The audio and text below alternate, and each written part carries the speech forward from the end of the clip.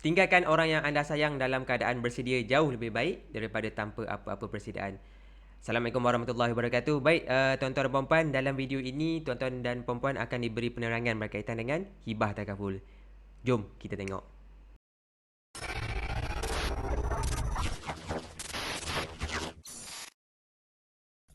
Baik, tuan-tuan dan puan-puan, sebelum kita pergi dengan lebih detail, kita tengok dulu apa itu maksud hibah takaful. Jadi, perkataan hibah itu sendiri sebenarnya dalam bahasa Melayunya adalah hadiah. Kita memberi hadiah kepada orang yang kita sayang.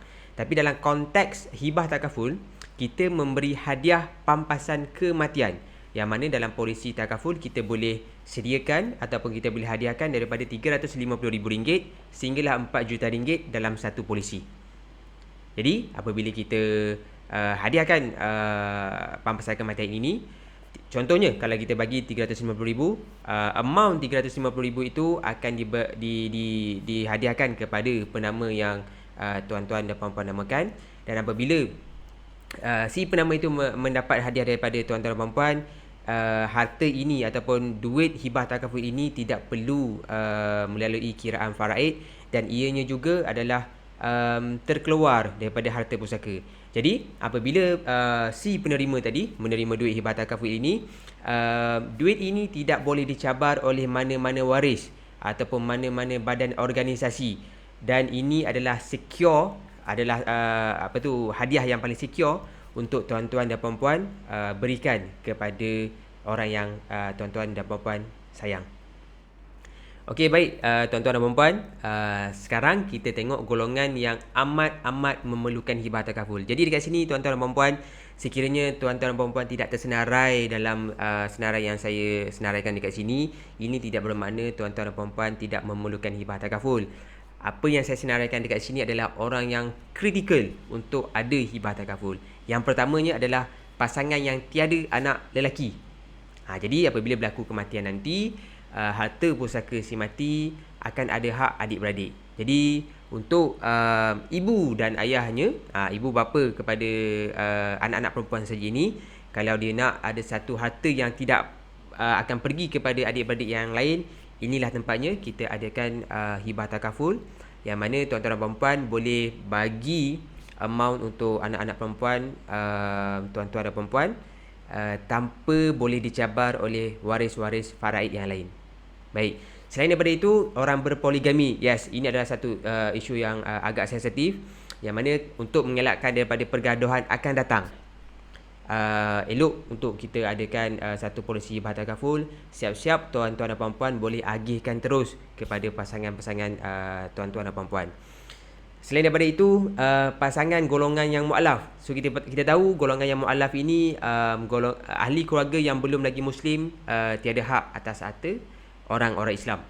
Jadi untuk tuan-tuan dan puan-puan meninggalkan harta kepada keluarga yang belum lagi Muslim, tuan-tuan dan puan-puan boleh adakan hibah takaful ini. Tuan-tuan dan puan-puan boleh letakkan penama-penama ini, dan duit ini akan diagihkan kepada ahli keluarga tuan-tuan dan puan-puan yang belum lagi Muslim.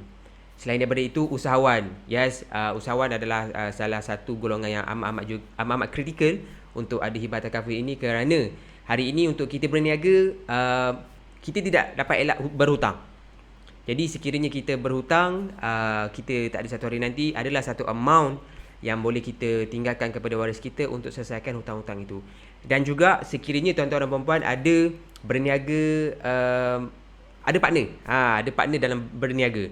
Ini amat-amat penting, kerana sekiranya tuan-tuan dan puan-puan meninggal dunia, harta syarikat juga akan dibekukan, dan ini akan mengganggu bisnes tuan-tuan dan puan-puan. Rakan-rakan perniagaan tuan-tuan dan puan-puan akan menghadapi kesukaran kerana ada portion harta syarikat yang dibekukan. Jadi dengan adanya hibah takaful ini adalah modal untuk tuan-tuan dan puan-puan menggunakan duit ini untuk menyelesaikan masalah harta syarikat yang sedang dibekukan ini. Jadi seterusnya adalah tidak berkahwin. Jadi yang tidak berkahwin, tuan-tuan dan puan-puan boleh gunakan hibah takaful ini untuk ditinggalkan kepada waris tuan-tuan dan puan-puan untuk menyelesaikan hutang. Masalah hutang sekarang ni, zaman sekarang, kita hidup memang kita tidak boleh lari daripada berhutang. Jadi inilah salah satu platform untuk kita sediakan satu dana kepada waris-waris kita menyelesaikan segala hutang-hutang kita. Seterusnya, anak angkat. Anak angkat, kita tahu anak angkat tidak layak untuk mendapat harta dalam pembahagian faraid. Dan untuk kalian, untuk tuan-tuan dan puan-puan, tinggalkan harta kepada anak-anak angkat ini. Tuan-tuan dan puan-puan boleh sediakan hibah. Selain daripada itu, sekiranya tuan-tuan dan puan-puan ada waris ataupun ada anak yang OKU, ini amat-amat perlu untuk tuan-tuan dan puan-puan, kerana mereka ini adalah orang yang tidak berkemampuan untuk menjaga diri sendiri. So hari ini tuan-tuan dan puan-puan ada, tuan-tuan dan puan-puan boleh jaga anak-anak istimewa ini dengan sebaiknya. Tapi sekiranya satu hari nanti tuan-tuan dan puan-puan dah tak ada, siapa yang akan ambil alih untuk menjaga? Dan siapa juga yang akan ambil alih kos-kos menjaga anak-anak OKU ini? Jadi dengan persediaan dana yang terbaik untuk mereka, kita harapkan dengan dana ini dia punya kebajikan akan terjaga. Dan last sekali, sekiranya tuan-tuan dan puan-puan minta dijauhkan ada masalah hubungan dengan keluarga, keluarga banyak bergaduh apa semua, jadi kita nak elakkan daripada pergaduhan ini makin membesar. Caranya adalah kita siap-siap buat hibah takaful. Tuan-tuan dan puan-puan boleh agihkan siap-siap dah siapa yang berhak banyak ini dan sekian-sekian. Dan apa yang tuan-tuan dan puan-puan tentukan ini langsung tidak boleh dicabar oleh mana-mana pihak. Jadi ini adalah golongan-golongan yang amat memerlukan hibah takaful. Lagi sekali saya highlightkan dekat sini, sekiranya tuan-tuan dan puan-puan tidak tergolong dalam golongan ini, tidak bermaksud tuan-tuan dan puan-puan tidak memerlukan hibah takaful. Okey, baik tuan-tuan dan puan-puan, kita tengok juga kesan yang mungkin terjadi sekiranya tuan-tuan dan puan-puan tidak membuat hibah kepada yang tersayang. Yang pertamanya mungkin akan berlaku pergaduhan. So ini kita sedia maklum, banyak dekat keratan-keratan akhbar, movie-movie ataupun cerita-cerita Melayu di TV yang menceritakan kisah-kisah pergaduhan merebut harta pusaka ini. Jadi bagi mengelakkan pergaduhan ini akan terjadi di masa akan datang, bagusnya untuk kita buat persediaan sekarang. Kita urus sekarang harta-harta tuan-tuan dan puan-puan. Selain daripada itu juga, hari ini ilmu untuk menguruskan faraid ini tidak semua orang tahu, tuan-tuan dan puan-puan. Jadi dekat situ, untuk pengurusan harta pusaka sebenarnya ada modal yang diperlukan. Bukannya kita pergi uruskan faraid itu kosong-kosong. Dia mesti ada kos. Jadi dekat sini juga kita mungkin juga akan waris kita, kita ada tinggalkan harta. Ada harta pusaka yang kita tinggalkan, tetapi waris kita tidak dapat menuntut disebabkan pertamanya tiada kepakaran, yang keduanya tiada modal. Sebab itu kalau tuan-tuan dan puan-puan boleh Google harta pusaka yang beku setakat ini dah mencecah 66 bilion. Inilah antara sebab-sebabnya. Selain daripada itu, kesannya adalah tinggalkan hutang. Jadi kita dah meninggal dunia, semestinya akan membuatkan ahli keluarga kita sedih. Tapi lagi menyedihkan sekiranya kita juga meninggalkan bebanan hutang kepada orang-orang yang kita sayang. Dan kita juga sedia maklum, sekiranya hutang-hutang ini tidak diselesaikan, urusan kita sendiri sebagai seorang umat Islam ni tidak akan selesai. Kita tidak boleh naik sampai ke atas nanti. Kita akan tersangkut dekat di tengah-tengah kan. Jadi seterusnya, ini juga penting. Sekarang kita hidup dalam keadaan yang amat-amat tough, amat-amat sukar, yang mana betul bukan segala-galanya berkaitan dengan duit, tapi hari ini segala-galanya perlukan duit. Jadi ini penting, sekiranya tuan-tuan dan puan-puan tidak meninggalkan hibah kepada orang yang tersayang. Mereka-mereka ini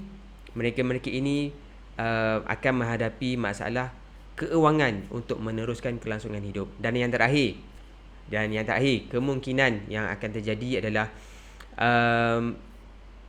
ahli keluarga ataupun orang yang tuan-tuan dan puan-puan sayang ni selepas ditinggalkan, diorang tidak ada ruang untuk merancang kehidupan mereka. Tidak ada ruang untuk membuat persediaan selepas tuan-tuan dan puan-puan hilang daripada kehidupan mereka. Sebab apanya, sebelum ni tuan-tuan dan puan-puan yang menanggung mereka.